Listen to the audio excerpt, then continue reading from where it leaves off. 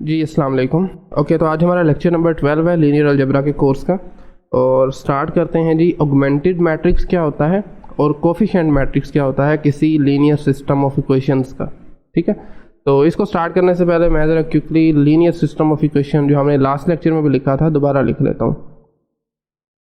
A11 x1 plus A12 x2 plus up till A1 n x n is equal to B1। ये आपके पास पहली equation है।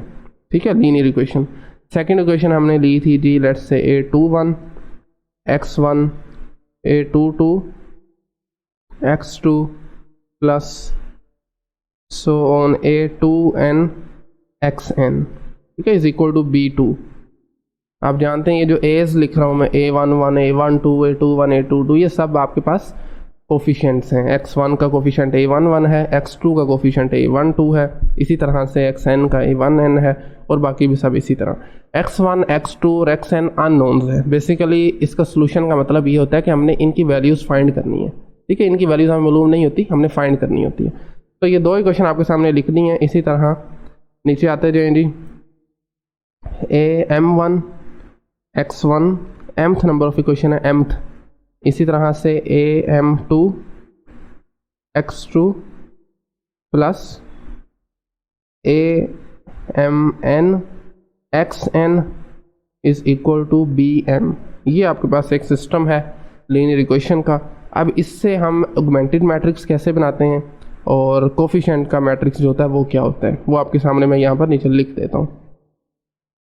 सो augmented matrix आपके पास एक ऐसा मैट्रिक्स होता है जिसमें नंबर 1 तो सब के सब कोफिशिएंट्स आ जाते हैं, यानी A11 आ जाएगा, A12 आ जाएगा, इसी तरह से नीचे A21 A22 चलते जाएंगे, आपके पास अल्टीमेटली AM1 आ जाएगा और इसी तरह से नीचे आ जाएगा AM2 आ जाएगा। दूसरी तरफ अगर जाएँ तो A1n A2n और इसके साथ साथ हमारे पास अल्टीमेटली amn आ जाएगा। ठीक है, और इसके साथ हम जो हमारा कॉन्स्टेंट्स है ना, जितने भी B1 से Bm तक, वो भी लिख लेते हैं।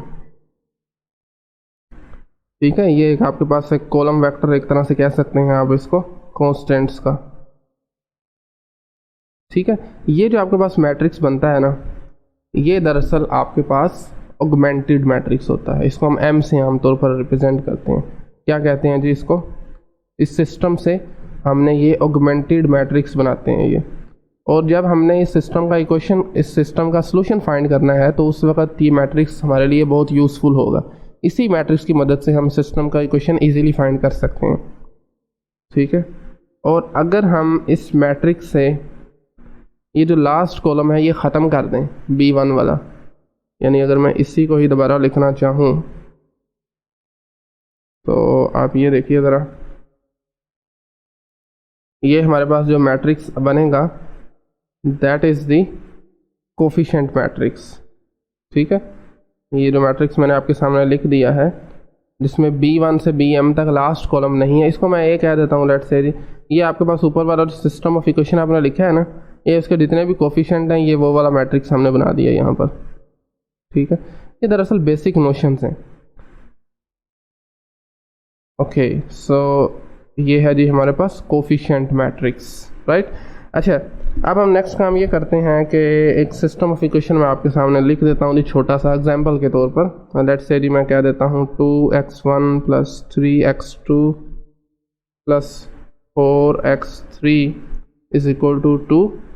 इसी तरह से आप ले लें x1 माइनस 2x2 ले लें plus 7x3 is equal to आप 0 ले लें मिसाल के तौर पर। इसी तरह से 3x1 minus 4x2 plus 6x3 is equal to 4।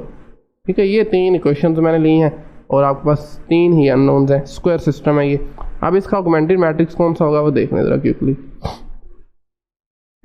2 1 3, next आ जाए 3 माइनस 2 माइनस 4 4 7 6, और लास्ट में एक और कॉलम हमने ऐड करना है कॉन्स्टेंट्स का, 2 0 4। अच्छा, आमतौर पर हम यहाँ पर एक लाइन भी लगा देते हैं, कुछ बुक्स में आपको ऐसा भी मिलेगा।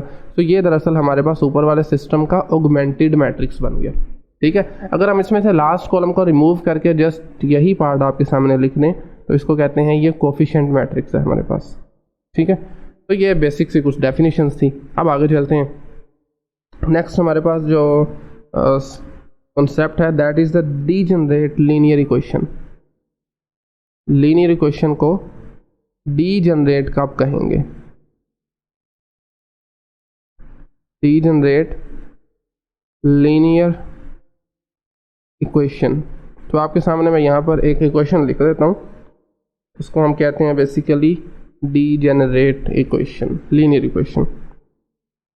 Okay, so 0x1 plus 0x2 plus, चलते जाइए जी, 0xn is equal to b।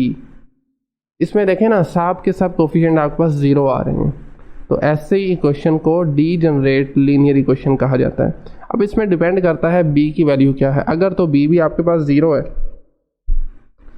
तो पहले हम देख लेते हैं। अगर इसका b नॉन ज़ीरो है, कोई एक नंबर है, 2 है, 3 है, कोई भी है, तो इसका मतलब है आपके पास इस इक्वेशन का कोई भी सोल्यूशन एग्जिस्ट नहीं करता, ठीक है। लिख लेते हैं नो सोल्यूशन, क्योंकि देखें अगर b को मैं यहाँ पर 1 ले लेता हूँ तो यहाँ पर किसी सूरत लेफ्ट साइड पे 1 बन ही नहीं ना सकता। आप x1 को जो मर्जी ले लें इसमें 0 हो जाना है, x2 को भी जो मर्जी ले लें 0 हो जाना है। ये लेफ्ट साइड हमेशा इसकी 0 रहेगी। तो b को हमने 1 लिया हुआ है, तो ये दरअसल कभी भी सेटिस्फाई नहीं हो सकता, तो इसलिए इसका सोल्यूशन एग्जिस्ट नहीं करेगा। लेकिन अगर आपका b 0 आ गया तो एक ट्रिवियल सा केस है, लेकिन इस केस में आप x1, x2 और xn की जो मर्जी वैल्यू पुट करें आपके पास 0 ही आएगा।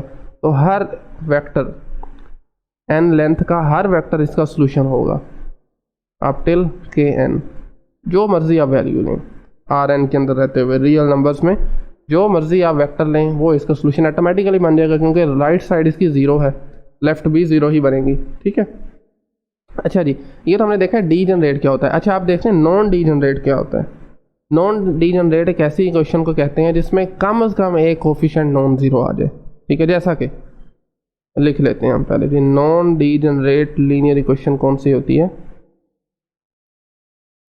नॉन डीजनरेट लीनियर इक्वेशन एक ऐसी इक्वेशन, जैसा कि मैं आपके सामने लिख देता हूँ, 0x1 plus 2x2 plus 0x3 plus 4x4 is equal to some constant let's say 7।